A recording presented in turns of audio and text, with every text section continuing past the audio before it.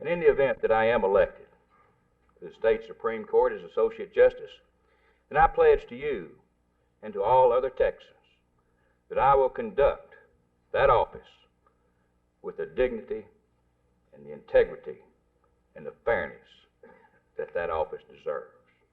He's never presented a case to the Texas Supreme Court. I cannot find that he has any appellate experience. That's harder to check. I don't know. I suggest you ask him about that. I suggest you ask him where his standing was in his class in law school. I don't know that, but I suggest that you ask him that. My point is this: he's barely constitutionally qualified to sit on the court, licensed since September 1966. He has no experience to give him the basis to be a Texas Supreme Court judge. I do.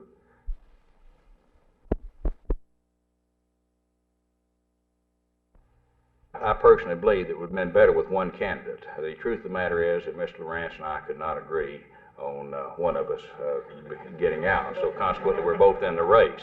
I know I'm in till November the 2nd, till the last ballot is counted. Now, of course, it could work out to a disadvantage, but on the other hand, there is a possibility, even though it's remote, that two write-in candidates could work out to somewhat of an advantage. But the better guess would be that it does hinder both of us.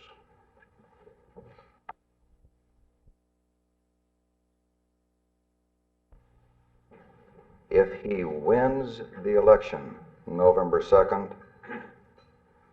and is disbarred between November 2nd and January 1, we have no legal precedent by which to determine what happens. What's worse is, if he wins November 2nd and is disbarred after January 1, again, we have no legal precedent by which to determine what happens, except the doctrine of forgiveness. Conceive, if you will, that Don Yarborough files a lawsuit in federal court against the state of Texas, the Supreme Court, the State Bar Association, and this grievance committee on due process or whatever, to get himself on the court. The law we have is the doctrine of forgiveness, and that will come to roost with us.